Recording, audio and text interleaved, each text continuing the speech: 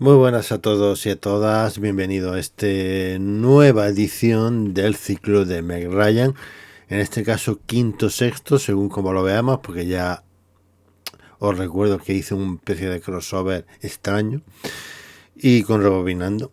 Y bueno, esta sección pues o este ciclo está dedicado pues a la filmografía de la propia Meg Ryan y sobre todo centrado un poco, aunque hablo de la película y demás, al final lo que interesa o que me interesa es hablar sobre Meg Ryan, ¿no? Y su actuación, ¿no? en la película correspondiente. Evidentemente, esta película, El Chip Prodigioso, es una, por lo menos para mí y para mucha gente, no soy el único, una grande, ¿no?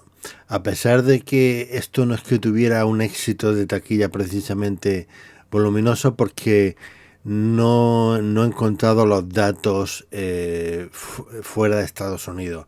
Solo tenemos, o por lo menos he tenido acceso solo a datos dentro de lo que es Estados Unidos. Y dentro de Estados Unidos sería calificado con un fracaso, porque creo que la película costó unos 27 millones y recaudó unos 25, con lo cual no recaudó ni lo que se gastó, lo que es dentro de Estados Unidos. Evidentemente, fuera de Estados Unidos, pues siguió recaudando dinero, con lo cual, bueno, pudo recuperar lo gastado, no lo sé hasta qué punto, pero no fue un éxito absoluto, sino quizá tuvo la segunda vida en el videoclub. Yo creo que también eso aportó bastante, porque bueno, ya sabéis que muchas películas, aunque su estreno haya sido discreto o mediocre, luego en el videoclub se han convertido en auténticas películas de culto. Esta pues yo creo que más o menos ha llegado a ese punto. Yo por lo menos desde que la pude ver en el cine, yo vi una película enorme, grande, increíble, o sea, con unos efectos especiales increíbles. De hecho, ganó el Oscar a los mejores efectos especiales, con lo cual no es nada desdeñable. Y de luego una historia dinámica, que no te aburre, rápida, los personajes con mucho carisma. La química de los personajes perfecta, es decir, no te chirría en absoluto. O sea, esta es una de las mejores películas que hay a nivel de, bueno, de comedia, ciencia ficción, acción, tiene un poquito de todo, ¿no? Con lo cual la verdad es que es bastante completa. Y no entiendo muy bien cómo no tuvo el éxito mundial, ¿no? Es decir, se quedó en la lista de películas taquilleras muy abajo. Estamos hablando, creo que era del puesto 48. Era difícil. El año 87 también es un año difícil. Estamos hablando de Depredador, Arma Letal, etcétera, ¿no? Una serie de producciones muy potentes en ese mismo año, ¿no? Y se quedó ahí un poco. Es verdad que sí recaudó bastante más que su anterior película, Armado y Peligroso, que bueno, recaudó unos 15 millones. Es decir, que a nivel de éxito este tipo de películas que ha participado la propia Meg Ryan, pues bueno, ha tenido un éxito relativo, moderado, como mucho, ¿no? En este sentido, ya digo, yo creo que lo que ha ido ganando sobre todo con los años. Pero bueno, yo ya digo, yo me quedé absolutamente alucinado cuando la vi en el cine. La verdad, una de estas experiencias que no se te olvidan nunca. Y la verdad es que, bueno, no sé, es que lo tenía todo, todo lo que yo quería, ¿no? Además, estamos hablando de Joe Dante, ¿no? Donde el año anterior justamente estaba estrenando la de Exploradores. Eh, la verdad es que una película también le tengo mucho cariño. Y esta lo tenía ya todo. Tenía también por detrás a Amblin por ahí. Sí, es decir que tenía una cantidad de elementos. Tenía al músico Jerry Goldsmith. Es decir, bueno, es que la verdad es que el elenco de técnico era increíble. Teníamos también a Rob Bottin en tema de maquillaje. Y bueno, en tema de efectos especiales creo que había personal que había trabajado en ET, por ejemplo. Eh, alguna cosa de Robocop también, algún técnico, en fin, que había gente muy competente. Y la verdad es que el resultado fue espectacular. La verdad que es una película muy inmersiva. Enseguida entras, o sea, si te gusta este tipo de género, este tipo de cine, entras inmediatamente y la verdad es que vives una auténtica aventura y sin salir un poco del cuerpo de una persona, ¿no? Básicamente, ¿no? Y bueno, ¿de qué va esta película, no? Esta película del chip prodigioso. Pues bueno, esta no es otra que está, digamos, esto es una especie de reimaginación de la película clásica Viaje alucinante, que se basaba en el libro de Isaac Asimov, ¿no? Que además Asimov hizo incluso una secuela. Pues bueno, esta es una reimaginación en tono de comedia, en tono de acción, en ese tono, ¿no? Más que aquella que era más, pues bueno, de ciencia ficción pura y dura, ¿no? Más que de comedia. Recordamos Raquel Welch y demás. Además, Viaje alucinante creo que fue el primer libro que leí del autor Isaac Asimov. Tenía una edición, a ver si la puedo enseñar, la busco, es una edición bastante antigua, no sé si sería de los finales de los 80, pero luego a ver si busco la portada porque tengo el recuerdo todavía de aquel libro y creo que fue el primer libro realmente que leí de Isaac Asimov, pero bueno, eso es otra historia. Ya digo, pues el chip prodigioso de que va, esa reimaginación, es decir, tenemos a un militar que va a ser miniaturizado en una cápsula e introducido como experimento en un conejo. Pero las cosas no salen bien, se tuercen y en una especie de ataque terrorista, como queramos llamar, o intento de robo de la tecnología, pues acaba la cápsula dentro del cuerpo de un ser humano, ¿no? De un personaje pues totalmente hipocondríaco. O sea, si había personas que podían caerle esta cápsula, pues digamos sería la menos indicada. Y ahí es donde tiene la gracia la película, ¿no? En que caiga en este personaje. Ahí está el kit de esta comedia, ¿no? En ese momento, ¿no? Diga, la persona más común del mundo, la menos héroe del mundo, pues acaba siendo el héroe de una película, ¿no? Esto es un poco, además es un poco ese sueño que muchas veces tenemos cada uno. Bueno, pues esto relata toda esta historia, ¿no? Y bueno, pues evidentemente, pues los que intentan robar esta tecnología, pues van a perseguir a este hombre, tiene que huir, buscará la ayuda de, bueno, en este caso una periodista, etcétera, ¿no? Tendremos tramas entrecruzadas un poco a lo largo de toda la comedia. La verdad es que es una película fantástica, increíble, o sea, no tengo palabras para definir este pedazo de peliculón, ¿no? Y bueno, y dentro de esta película, la propia Meg Ryan ya consigue tener un papel más de actriz secundaria. Digamos, ¿cómo decirlo? Es que no es el... Quizá como actriz de reparto lo veo más como en la Armado y Peligroso, un poco más apartada, no tan solo protagonista al final de la película, pero aquí está involucrada desde el principio, ¿no? Porque de hecho tiene una relación sentimental con el protagonista de la película, ¿no? Con el personaje de Dennis Quaid, Tuck Pettleton, ¿no? Y bueno, pues en este sentido, porque creo que aquí sí que configura una actriz secundaria, es decir, acompañando perfectamente al personaje principal o a los personajes principales, ¿no? Porque esta película se compone en un trío. Y el trío muy importante sería los tres personajes son tan importantes o necesarios como el protagonista en sí, ¿no? Con lo cual aquí sí que consigue tener un estatus mucho más elevado a nivel de Hollywood, ¿no? Por decirlo de alguna manera. Y ya a partir de aquí pues habrá, pues bueno, ese concepto de actriz secundaria o actriz más que de reparto en el sentido mucho más menos importante en la trama, digamos, no tiene tanta importancia en la trama en sí como tiene este tipo de personaje, ¿no? Como luego veremos en Muerto al llegar y demás. Y aquí es donde tiene que demostrar muchas cosas. Aquí sí que empieza a tener una faceta más amplias, ¿no? No solo su vis cómica, en general, sino además tiene que aplicar por ciertos sentimientos, cierto drama, ciertos momentos dramáticos y ciertos momentos de comedia, ¿no? Entonces combina perfectamente estos dos aspectos y empieza a verse a una Meg Ryan mucho más completa dentro de lo que es de lo que hemos tenido hasta ahora de sus participaciones en su filmografía, ¿no? Lo cual es muy importante en el sentido de que, bueno, para ella, desde luego, a pesar de que no hubiera tenido un éxito abrumador a nivel de taquilla, por lo menos de los datos que se tienen a nivel de Estados Unidos, pero el propio Dennis Quaid reconoce que esta película le lanzó a la fama, realmente, ¿no?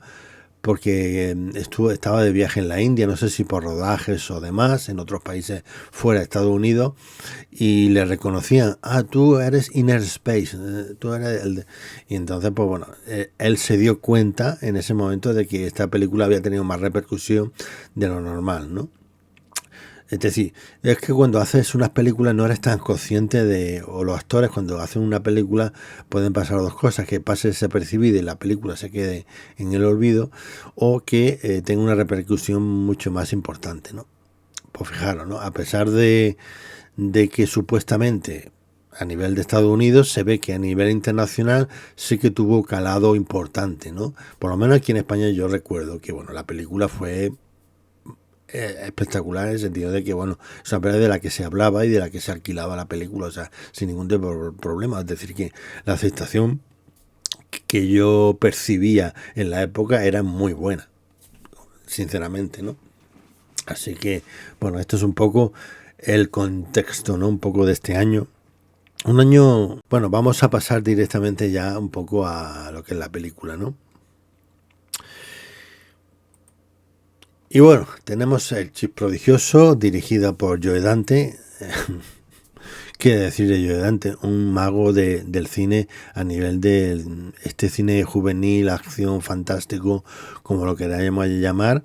Y aquí pasábamos de exploradores, por ejemplo, una película mucho más juvenil a algo más adulto, evidentemente, con El Chip Prodigioso, ¿no? Inner Space, ¿no? De 1987, y donde Meg Ryan interpreta el personaje, como veis ahí, de Lydia Maxwell, ¿no? Esta película, bueno, pues ha tenido, pues bueno, un montón de casting también que le ha incluido. Habían pensado en muchas cosas, ¿no? No sé si fuera, por ejemplo, a Dean Martin y Jerry Lewis, por ejemplo, también a Tom Hanks, también con el personaje del personaje de Pater, ¿no? Del hipocondríaco, que también le pegaba bastante. Había personajes que el casting no estaba bien, pero lo que pasa es que yo creo que Martin Short ha hecho un trabajo excepcional. Yo creo que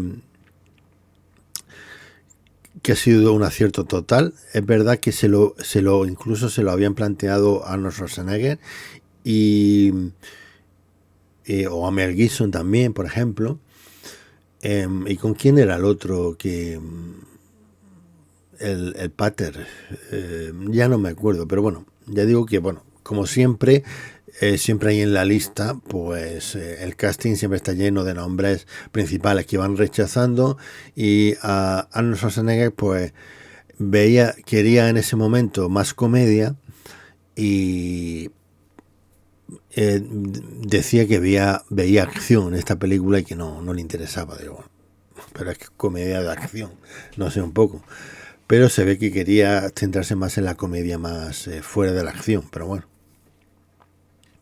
Estas cosas, pero bueno, no hay mal que por bien no venga, y creo que Dennis Quaid ha hecho un trabajo excepcional. Tenemos a Meg Ryan que le acompaña perfectamente en este trasunto, ¿no?, amoroso que tiene digamos, el héroe de la película siempre tiene que haber un conflicto con su pareja, con su matrimonio, un conflicto, un drama, no sé, algo que no sea terriblemente profundo, no a nivel bestia como podría ser Acorralado con John Rambo, algo más ligero, un conflicto que tuviera parte dramática pero que no fuera tan bestia, ¿no?, de alguna manera. Y esto es parte de ese conflicto va a estar implicada precisamente el personaje de Lydia, de Meg Ryan. Que por cierto, de Lydia se barajó Jodie Foster, Michelle Pfeiffer, eh, mm, em, Mastro Antonio, hay algunas que las veo, otras que no. Michelle Pfeiffer sí la veo, por ejemplo. Bueno, pero hay actrices que yo, de las que he visto que sonaban, pues bueno, Jodie Foster, evidentemente como actriz es que supera con creces, ¿no? Demi Moore también la podría ver, no estaría mal, no hubiera estado mal tampoco. En fin, así que me acuerdo así de nombres que saltearon. Pero bueno, yo creo que Meg Ryan fue una elección muy buena. Creo que el hecho de apostar por gente más, entre comillas, desconocida, entiéndaseme, como no grandes nombres como el Schwarzenegger o el Mel Gibson, que estaban en plena ebullición, ¿no? Sobre todo Mel Gibson precisamente con Arma Letal o bueno, el depredador del propio Arnold Schwarzenegger, que ya estaba elevándose mucho y que, bueno, pues en este sentido consiguió, pues bueno, pues calar un poquito más, yo creo, gracias a ese casting que, aparte de ser ideal para la película, resultó ser muy adecuado para la película, no ser de primer nivel, ¿no? Nombres de un primer nivel absoluto, ¿no? Sure made one hell of a team, didn't we?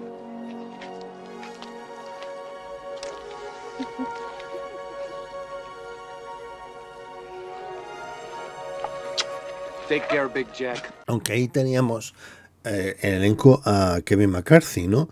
Que precisamente había interpretado pues esa famosa película El ladrón del ultracuerpo, ¿no? El ladrón de... En fin, nunca me acuerdo del título exacto. Ya me entendéis, La invasión de los ladrones de cuerpo. ¿Vale?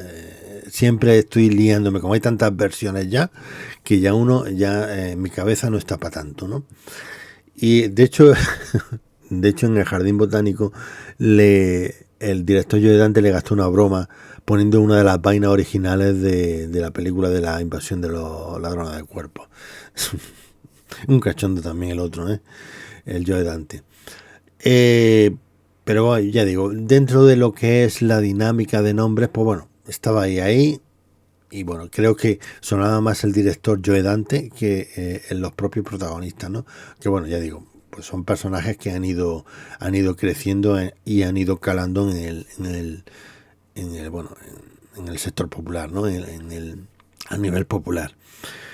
Y bueno, esta película está caracterizada también por, pues evidentemente por ser una comedia donde vas a intercalar por momentos muy graciosos, pero también momentos de acción. Y aquí quiero destacar que esta película, concretamente, los momentos de acción cómicos son espectacularmente increíbles. Es decir, que creo que es muy difícil meter dentro de la acción la comedia. Es muy difícil. No siempre se consigue con cierto éxito. Para este tipo de comedias de acción, de meter los chistes, los chascarrillos dentro de una persecución, dentro de algo de acción, es muy complicado. Esto lo conseguía perfectamente, por ejemplo, Super Detective en Hollywood. Creo que a nivel de comedia de acción, creo que lo más representativo dentro de este, digamos, subgénero, si lo queremos llamar así, de comedia de acción, ¿no?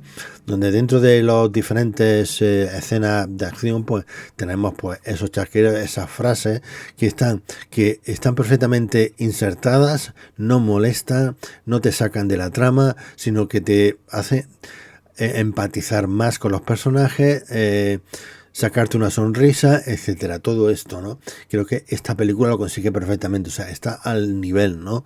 Al mejor nivel de comedia de acción. Ya digo, como lo pudo estar Super Detective en Hollywood. Absolutamente, ¿no? Porque esto es difícil, ¿no?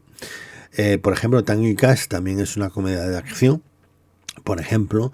Pero, bueno, la química funcionó perfectamente precisamente con Sylvester Stallone y Kurt Russell, funciona perfectamente, pero bueno, la película como factura global le faltó un poquito para ser redonda.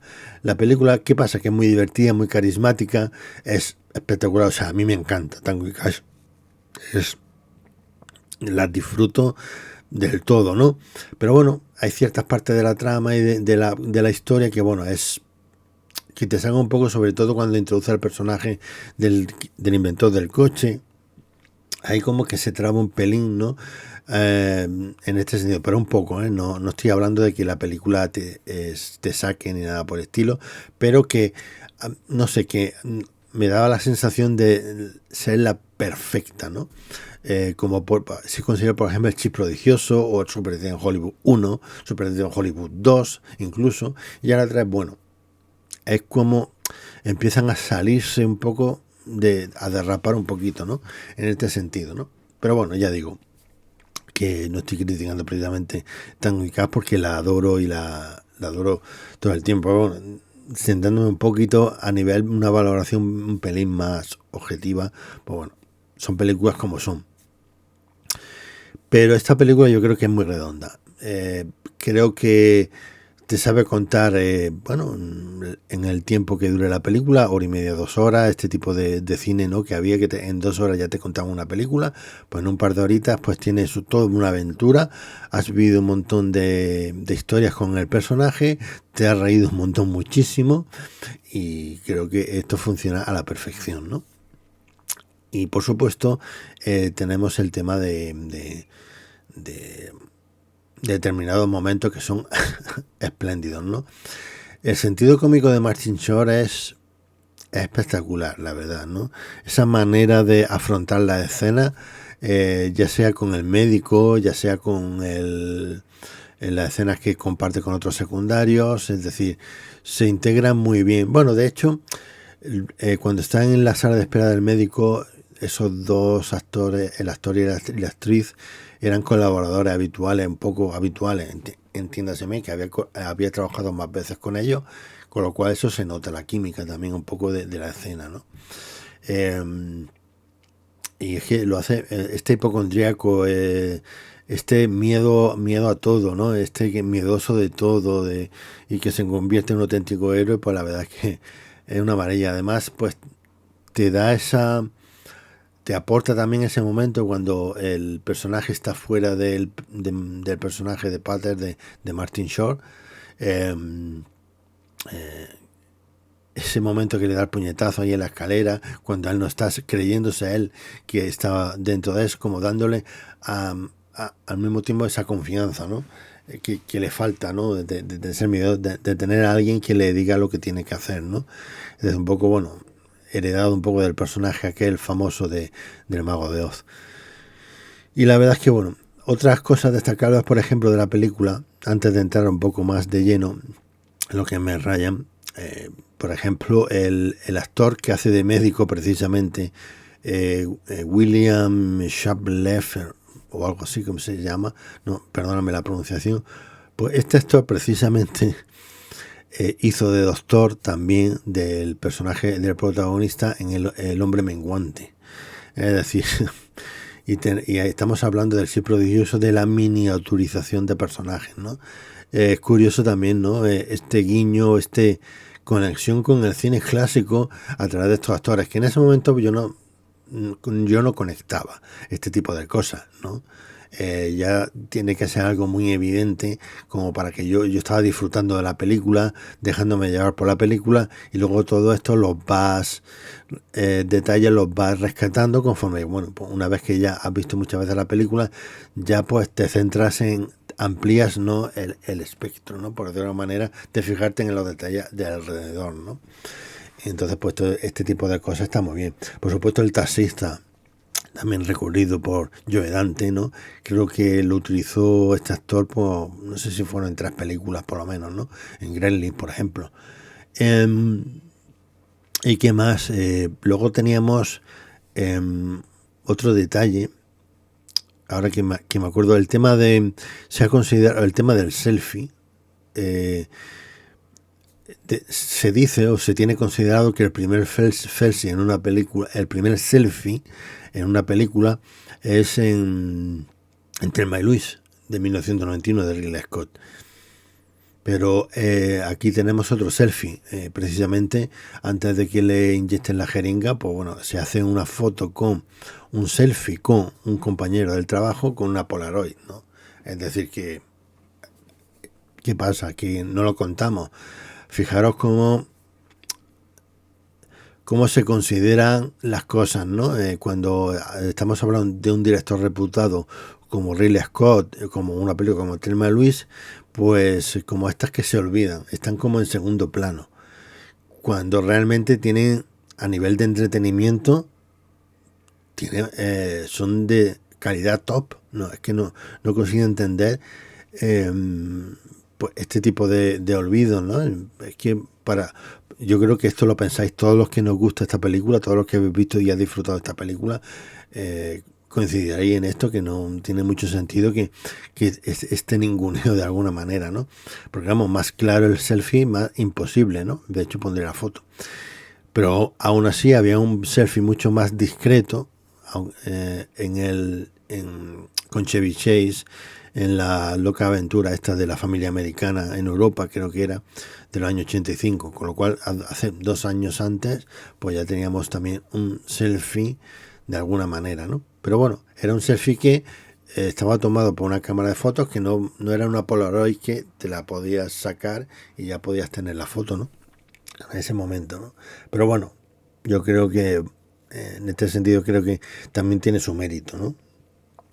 Independientemente de que se vea más o menos la foto en sí, pero yo creo que tiene un mérito.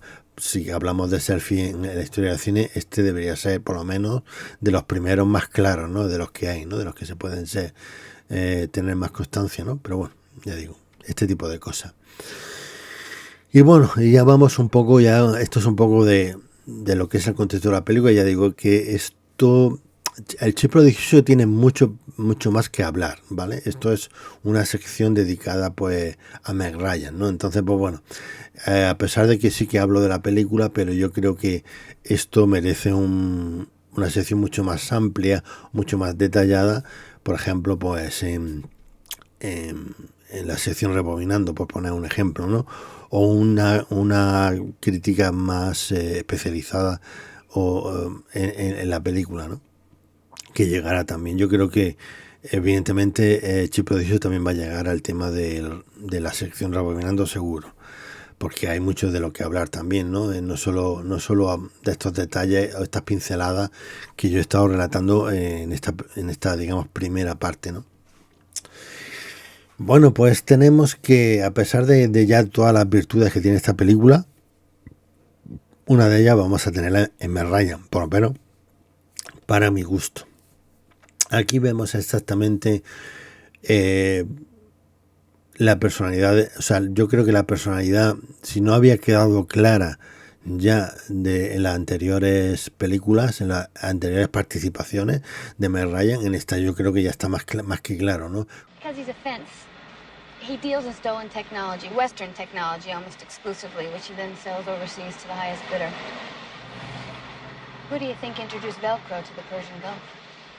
Really? Mm-hmm. Cómo se comporta, la manera de moverse, de gesticular y todo esto, yo creo que más claro el agua ya, ¿no? Cómo afronta el drama, cómo afronta los lloros, etcétera, y la comedia y la vis cómica, yo creo que en este sentido, y yo creo que funciona muy bien. Creo que el tema de la comedia requiere tener un talento para la vis cómica, no solo saber tener vis cómica, sino que parezca de alguna manera un pelín más natural.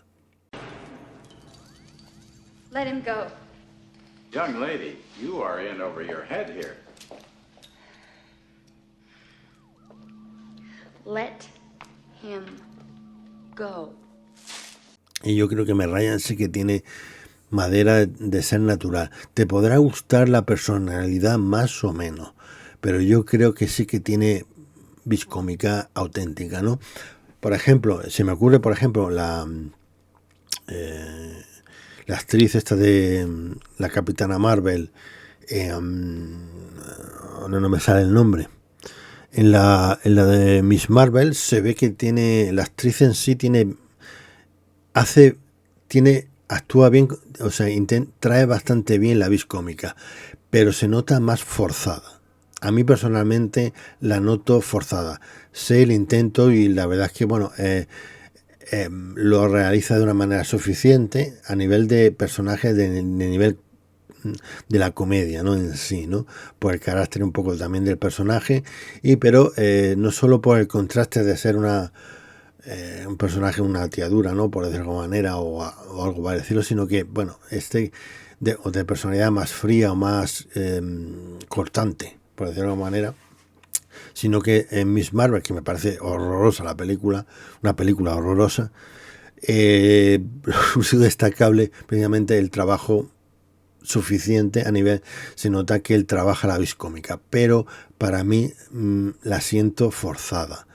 Es como si no estuvieras a gusto interpretando el papel o algo, no sé, algo hay que no me cuadra, ¿no? Tiene mucho más vis cómica el gato, ¿no? O los gatos que ella misma, ¿no? Pero bueno, ya digo, y sin embargo con este tipo de actrices, porque hay actrices que la tienen, que la sientes, que no sé, hay química, hay conexión, hay empatía, la sientes. Pues Meg Ryan creo que la tiene absolutamente en esta película, ¿no? Sin duda. Y para mí yo creo que es uno de los mayores aciertos. Ya comenté anteriormente que, bueno, precisamente en el anterior Armado y Peligroso, pero ya lo mencioné, ¿no? Que estuve toda la película diciendo, ¿dónde he visto yo a esta actriz? La he visto en alguna parte, pero claro, antes no había internet, no había esta profusión de imágenes que hoy te otorga internet, incluso con la inteligencia artificial, que ya lo tienes todo a mano, no te hace falta hacer nada ya cualquiera, sin prácticamente esfuerzo, puede hacer ya cualquier cosa. Y bueno, pues en aquel tiempo no había nada de esto. Entonces, claro, yo tenía el recuerdo de Armado y Peligroso, pero ya digo, tenía más a John Candy, etcétera, por la aventurilla de ellos dos, más que del personaje. Yo sabía que, bueno, me había llamado la atención, evidentemente Meg Ryan, pero era tal la diversión que provocaba la película en sí, la historia, que bueno, como que se te olvidaba, ¿no? Y bueno, ya habías visto un montón de películas después. Y yo digo, bueno, esta la tengo que haber visto antes. ¿Dónde la he visto? Y intentando, porque la conozco, sé quién, la conozco. Y hasta que ya después, posteriormente, ya es cuando encontré, efectivamente era en Armado y Peligroso donde la había visto, ¿no? Efectivamente, o en Top Gun, por ejemplo, en Top Gun también, por ejemplo. Bueno, Top Gun es prácticamente un cameo, casi prácticamente es muy poco la aparición. Pues claro, pues entre Top Gun, Armado y Peligroso, creo que el año anterior, pues bueno, esos son los detalles un poco que se te quedan. Pero bueno, ya bueno, con esos ojos increíbles, tan cristalinos, y que bueno, que no tengan diferente. Y evidentemente estaba, pues creo que ya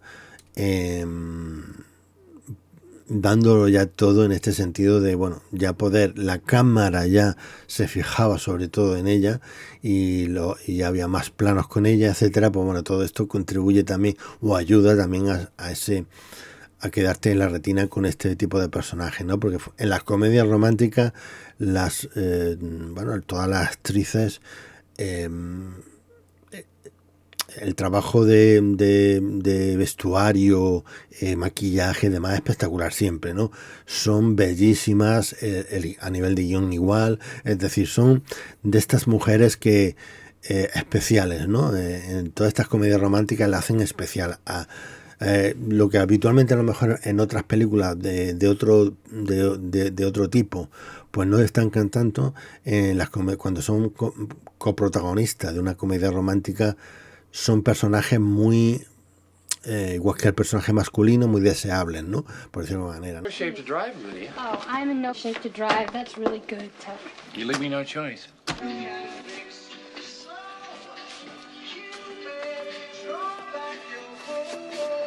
Not fair. What is? Straight to your lover's heart. Don't do it. For me. ¿No? Pues son personajes que están buscados para la empatía, para que al espectador le llame la atención, le resulte atractivo, etcétera, ¿no? Evidentemente, esto es parte también un poco de las comedias románticas, ¿no? Y creo que todo esto está muy bien reflejado en la película. Y ella es que ya yo creo que uno de los mejores papeles también, en el sentido de que, por lo menos de sus iniciales, hablo de sus inicios, no hablo de toda su carrera todavía, y creo que de lo que había en ese momento, creo que, bueno, era de los mejores papeles. Creo que por encima incluso, por ejemplo, de la siguiente, la de Muerto al llegar o la de Tierra Prometida. Creo que aquí se explaya bastante bien, ¿no? Porque tenemos una rotura de corazón a nivel sentimental, que lo refleja muy bien a través cuando está en el coche con el taxi. It's broken. Well, better your toe than your heart. Can we go now, please? Lydia!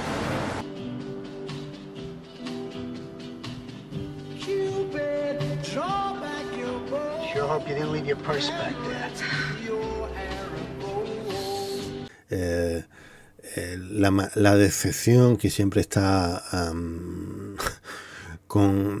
que se lleva con el protagonista, que conoce realmente que es un pendenciero, que es un mujeriego, y lo sabe perfectamente, pero ella está enamorada de él, o sea, está claro. A pesar de todo esa vida pendenciera, pues sigue estando enamorada. Además, borracho, en fin, un personaje que deja mucho que desear, ¿no? En este sentido, ¿no? Que al principio, pues, entiendes, empatizas muy bien con ella, ¿no? Con el rol que tiene que representar Meg Ryan, ¿no? En este sentido, creo que en este sentido está espectacular. Espectacular. Ya digo, ¿que hay mejores actrices de comedia romántica? Yo no lo voy a negar, evidentemente. Hay mucha competencia. Ahí el hecho de que ella haya tenido el título ficticio de Reina de la Comedia Romántica, ya ese título lo han tenido también otras actrices, ¿no? Con lo cual, bueno, tenemos también a Sandra Bullock, que me parece maravillosa. Luego lo diré, Julia Roberts, en fin, personajes que la comedia romántica va con ella, ¿no? De alguna manera, ¿no? Que consigue hacer levantar la película en sí.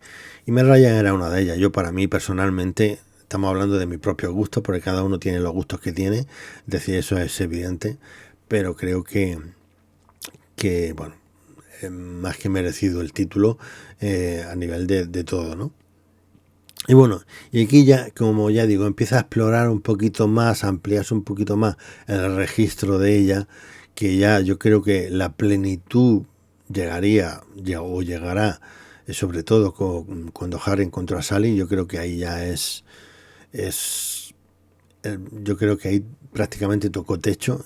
Fue espléndida, que ya hablaremos de aquello, de cuando se llegue el momento. Pero aquí ya, pues bueno, empezaba un poco a rascar un poco más de protagonismo, como ya decía al principio, ¿no? Y luego, ya digo, comienza con la rotura de corazón, luego pues va a tener que recurrir a ella.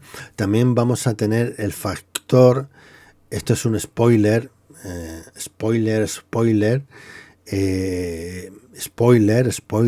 ella está embarazada. Fin del spoiler.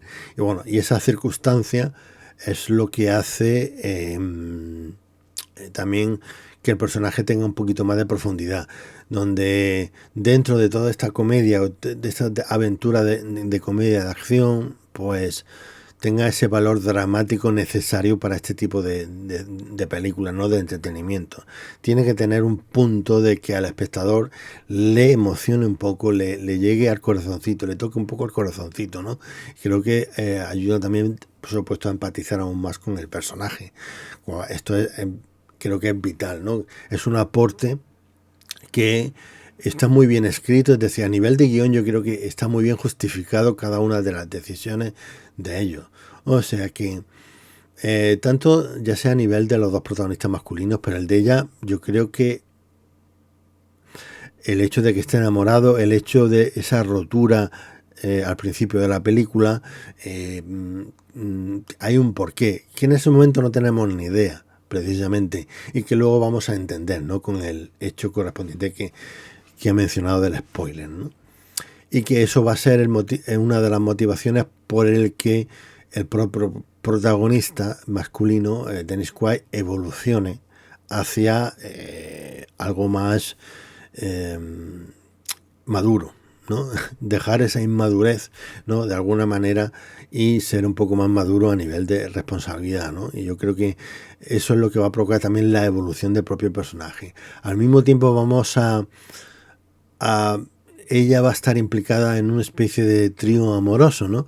Porque tanto el personaje, su novio, es novio del personaje Jack Templeton, va a interactuar también, se va a enamorar de ella también el otro personaje protagonista, Martin Short, Pattern, ¿no?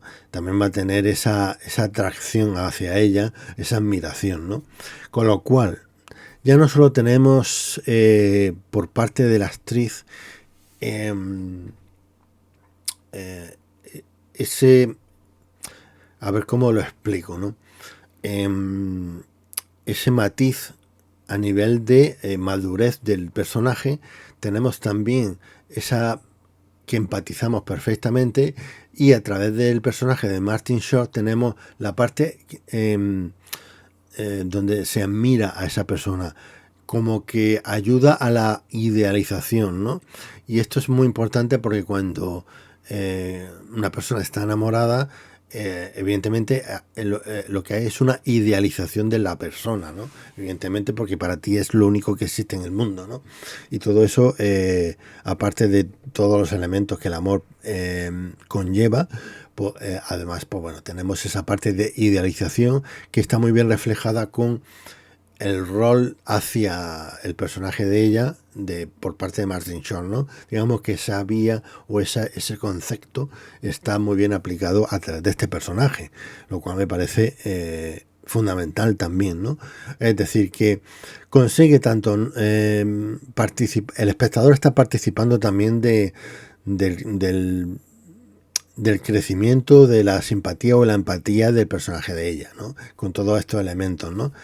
Tanto porque sabes que es una persona madura, es un personaje femenino con iniciativa, con la suficiente capacidad, ¿no? Para adentrarse en cualquier parte. O sea, el tema de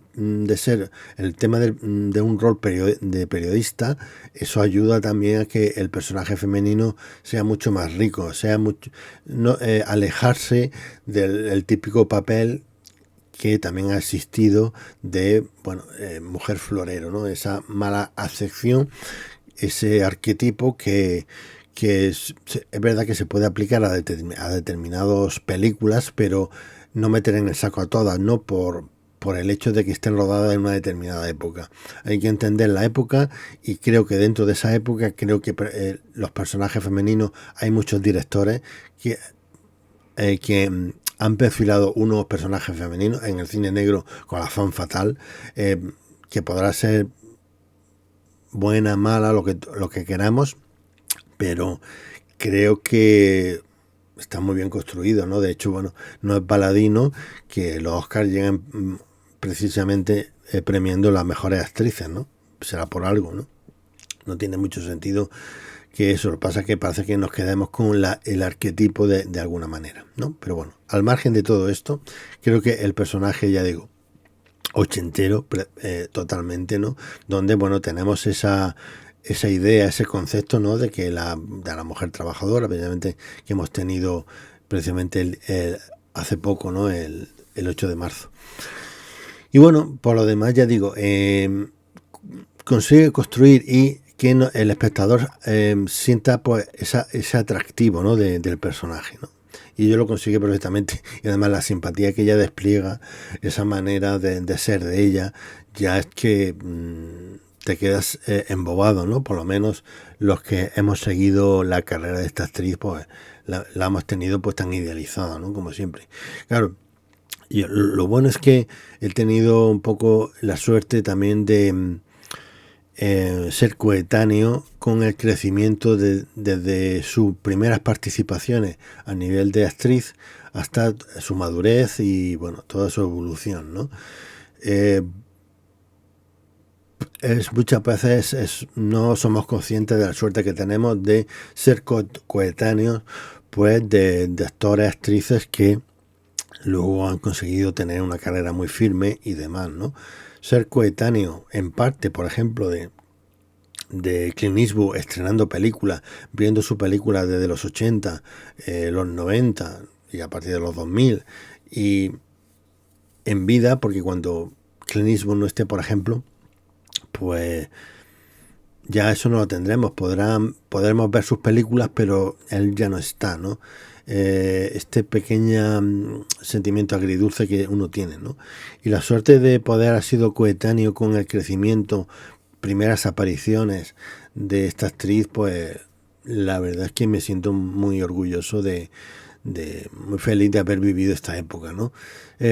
Si tuviera que, me dicen, ¿en qué época te gustaría volver a nacer? Pues bueno, pues la misma, básicamente, poder disfrutar de todo este periplo que significó desde los 70, los 80 y los 90, ¿no? Creo que son 3 décadas muy especiales, ¿no?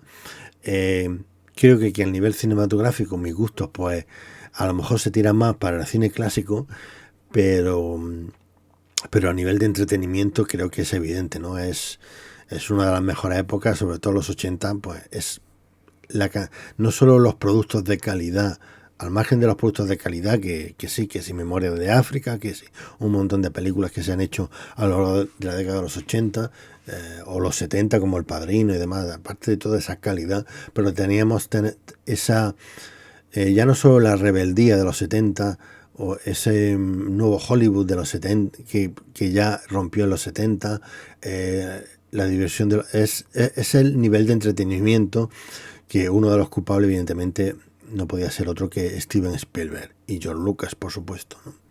en su otra faceta. Así que ya digo, encantadísimo. Bueno, ya digo, feliz de haber sido coetáneo, ¿no? de la época, de la misma época, ¿no? Que bueno, evidentemente no somos conscientes de la repercusión que tiene, ¿no?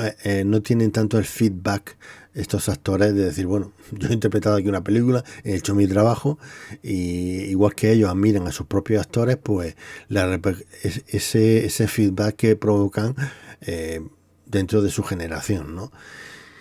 Y bueno, yo creo que evidentemente Meg Ryan ha sido uno de los partícipes fundamentales de estos actores y actrices que han marcado una época y han sido importantes en estas décadas, ¿no? Con lo cual, bueno, pues nada más contento, ¿no? Y luego, bueno, pues evidentemente pues, el desarrollo, ya el resto está dedicado sobre todo al desarrollo cómico de las situaciones, de los planes locos, etcétera, un poco de precisamente que el tema de intentar hacer una entrevista con el cowboy, ¿no? Este famoso, por la prensa rosa o por la prensa en general, pues bueno, pues que tenga conexión con la trama, etcétera. O sea, todo está muy bien estudiado para que la película se convierta en una película más redonda, ¿no? Es decir, el personaje de ella está muy bien integrado dentro de la trama, que aparentemente está muy apartada de la trama principal, que es el experimento, el intento de robo de la tecnología, etcétera, que esto aparentemente ella no está participando en esta trama principal, ¿no? El núcleo, ¿no? de la trama. Pero el hecho de introducir al personaje del cowboy consigue perfectamente encajar perfectamente las piezas y que tengamos al trío protagonista funcionando a pleno rendimiento, lo cual me parece maravilloso, ¿no? Es que esta película, la verdad es que, no sé, no le puedo poner muchas pegas porque es que funciona en todo momento. Cuando Lidia está con el coche y el famoso camión de congelados, ¿no? Esa escena de acción también llevada a nivel de comedia, cómo trata de ir al coche, cómo trata de subirse, todo eso está también hecho, que es que esta película pues es muy difícil, les decía, y a nivel de efectos especiales es que es espectacular. En todo momento estaba dentro, no me sacaba en ningún momento de la película. O sea, digamos, esa ruptura de la incredulidad, ¿no? Este pacto de la incredulidad, ¿no? Que se tiene cuando entras en una sala, en una sala de cine para ver una película, pues funciona perfectamente. Porque en ese momento te estás creyendo todo. O sea, en ese momento estoy tan metido en la aventura que me lo estoy creyendo todo, ¿no? Pues esta magia, esto es magia, esta es la magia del cine. Estas películas que no lo consiguen tantas veces como quisiéramos, pues en esta época de los 60 lo conseguían, a pesar de ser lo más inverosímiles que podamos imaginar, ¿no? Y puede ser una trama inverosímil absoluta. Tenemos la trama, toda esa parte cómica de de empequeñecer al 50% a los villanos, que evidentemente son villanos de opereta, son villanos pues absurdos y están buscados precisamente para eso. A pesar de todas estas cosas que son inverosímiles, son estereotipos de villanos que el Mad Doctor, que en este caso por Fiona Lewis, que por cierto la actriz Fiona Lewis fue la última película, creo, luego ya se retiró, no sé si estrenaría algo más por ahí suelto, pero a partir de esta creo que ya decidió retirarse y hacía como participaciones de doblaje, y yo no sé si al final creo que alguna participación por ahí suelta tiene, ¿no? Pero fue también en este papel de Mad Doctor, ¿no? El estereotipo de Mad Doctor, ¿no? En este caso papel femenino también potente, ¿no? Donde hacía un papel, estaba menos ridiculizado que el propio Kevin McCarthy, ¿no? El personaje de Kevin McCarthy, que está totalmente ridiculizado, ¿no? Y luego los efectos visuales, ya digo, el tema de la transformación de la cara, el tema del maquillaje de Rob Bottin, porque eso es un animatrónico, lo del cambio de cara es un animatrónico que cedió Rob Bottin, que está espectacularmente bien hecho. O sea, esa cara de asco, esa cara de horror, es que cuando ves la transformación, porque al principio, en la primera transformación, pues no lo ves allí las reacciones de los personajes alrededor, en este caso de Lidia, de Lidia y del otro, del cowboy, que se desmaya, pues bueno, dice, bueno, no entiendes, pero cuando lo ves, el efecto especial del maquillaje del animatrónico, espectacular, o sea, y estamos hablando de los años 80 en que no tenemos la tecnología de hoy. ¿Cómo es posible que hoy día, con todo el avance tecnológico que hay, no seamos capaces de hacer este tipo de cosas, ¿no? Ya no digo que la superes, igualamelo. O sea, a nivel técnico y de efectos especiales es tan brutal esto, que vamos, que se llevó el Oscar no por gusto. Es verdad que el Oscar al sonido se lo llevó Robocop, por motivos evidentes. Era evidente el tema de sonido en efectos sonoros en Robocop. Yo creo que ahí no hay duda. O sea, yo creo que más que merecido, pero efectos visuales creo que supera incluso, porque fíjate, el tema de la stop motion que tienen que provocar en Robocop, es que esta película, a pesar de ser fantástica y todas estas recreaciones del interior del cuerpo humano están perfectas, están increíblemente bien hechas, muy, muy bien medidas. O sea, yo creo que esta película está por encima de la media, por supuesto. Por eso digo que es que no entiendo muy bien cómo esta película no ha calado más o no caló más a nivel de taquilla en Estados Unidos. Que en Estados Unidos, ya digo, es verdad que el año 87, pues bueno, también estaba, creo que era Superstar en Hollywood 2 también, o sea que no era baladí, pero oye, a mí me parece por lo menos curioso. Y ya digo, bueno, creo que más o menos de lo que quiero destacar de esta película, yo creo que ha quedado bastante claro. Así que nada, en caso de que no hayáis visto la película, si queréis entretener una diversión pura y dura, esta es una película a tener en cuenta siempre. Y además yo la revisiono cada X tiempo y es que no envejece nada. Pero nada, está tan bien hecha que es que prácticamente no envejece nada. Por ejemplo, unas películas más modernas, por ejemplo, Desafío Total, ¿no? Con esa cara que se abre y tal, o sea, envejece peor que esta. tenemos la transformación de la cara. O sea, es que esta película es redondísima. Es de lo mejorcito que se ha hecho a nivel cinematográfico en esta década. Vamos, es espectacular, ¿no? Ahora, te podrá gustar la temática de la película, te podrá divertir menos, más. Tu gusto van por otro lado, eso es diferente, pero si te gusta este tipo de subgénero, hablo de subgénero entre comillas, de comedia de acción, así, para mezclando más cosas de ciencia ficción y demás, pues bueno, creo que es absolutamente perfecta. Y nada, y bien, puedo seguir halagando esta película eternamente y no me aburriré jamás de recomendar y de disfrutar de esta película jamás. Es una de las que puedes ver 1000 veces y 1000 veces que te van a encantar, te va a divertir, te va a desconectar. Esto es cine confort, por ejemplo. Esto es un cine confort. ¿Cuál es tu película de cine confort, por ejemplo? Pues, por ejemplo, esta, por ejemplo. Que muchas veces cuando me hacen estas preguntas no me acuerdo de nada, o sea, me quedo en blanco. Pero, por ejemplo, ahora que estoy ya recordando esta, pues evidentemente esta es una película confort absolutamente. Y nada, y con esto pues ya me despido.